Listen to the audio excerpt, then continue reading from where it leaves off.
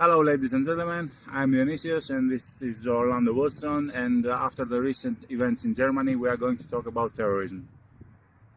Orlando? Well, what do you want to know about terrorism?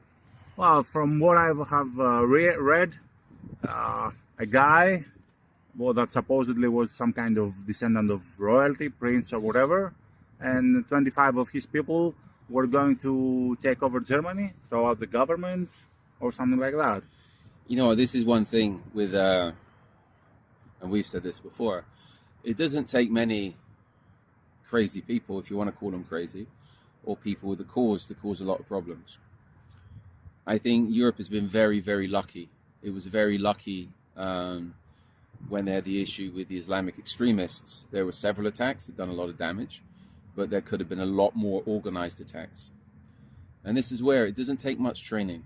It doesn't take much in armament for people to do a lot of damage. Those 25 guys, if they had military experience, if they'd been training, if they had access to assault weapons, military grade weapons, which are available in Europe, they've always been available in Europe, they could have done a lot of damage. And I think that type of incident, I don't think Germany or most other countries are ready to deal with that type of incident. Okay. So apparently they were supposed to take over the parliament or something like that and declare this guy, this royal, as the new king. I don't know how successful they would have been, Okay. but what message would that have said to the rest of Europe? What message would have said that to Germany? It's like, okay, if one bunch, this is what people don't get, if one bunch of crazy people can go and do that in Germany, they can do that in other places. As I said, how many people say there's not many guns in Europe? Of course there's guns in Europe. Even if you go back to the 90s in Scandinavia, where you had the banditos fighting Hells Angels or whatever, they were using military grade weapons there. They're throwing RPGs at each other. Yeah? If you look at now with, and again, even though a lot of people are in denial, there's that many weapons going into Ukraine and coming out of Ukraine. There's plenty of weapons in Europe. There was wars in the Balkans. When Albania collapsed, everywhere was, there was that many weapons available, it was unreal. I think the thing is with the criminals, why they don't use so many military grade weapons in Europe is they're not that stupid. It's not America. And the criminals it's a different type of criminal. It's not gangbangers. But again, if you look at, Sweden, Malmo, there's been how many IED attacks this year? Grenades and stuff like Grenades, that. Yeah. military grade grenades, etc. I forget the numbers, but it's high. Do the research. So the thing is, the weapons are available, and all it takes is some crazy people to come up with some plan, get a little bit organized, and they're going to cause major problems. Are the governments of Europe ready to deal with that? No. We're going to storm the Reichstag, right? Mm-hmm. Okay, is the security there ready to deal with what is in effect 25 guys, just under an infantry platoon of guys?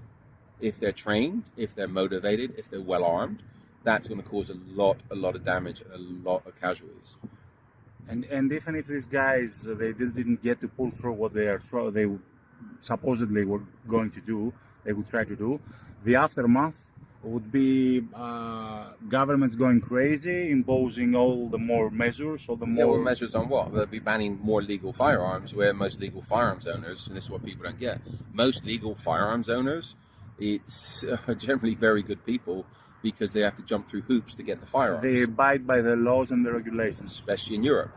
And if you make have one little issue, generally your gun permits are gone, etc. So it's not the legal gun owners that's the problem. It's the criminals, and the criminals will always get hold of firearms. I commented on somebody on social media recently was on about 3D printed guns. To me, that's BS. Yeah, if a terrorist wants weapons quickly, it's far easier to find a machine shop and start milling the guns.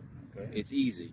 There's how many designs online. Go to what's the books that are there? I'm not too keen on them. Paladin Press. Paladin Press, yes. They got how much stuff on there and how to make guns, how to make explosives, how to do this stuff.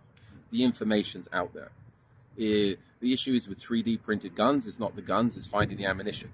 A gun is easy to make, finding ammunition and the components, luckily, is difficult, especially these days. So this is the thing, the bad guys will always find weapons. And if that attack, it didn't have to be successful. If that attack happened in Germany, there's going to be how many other copycat crazy groups coming out and saying, okay, they've done it, we can do it. And that's going to lead to more issues.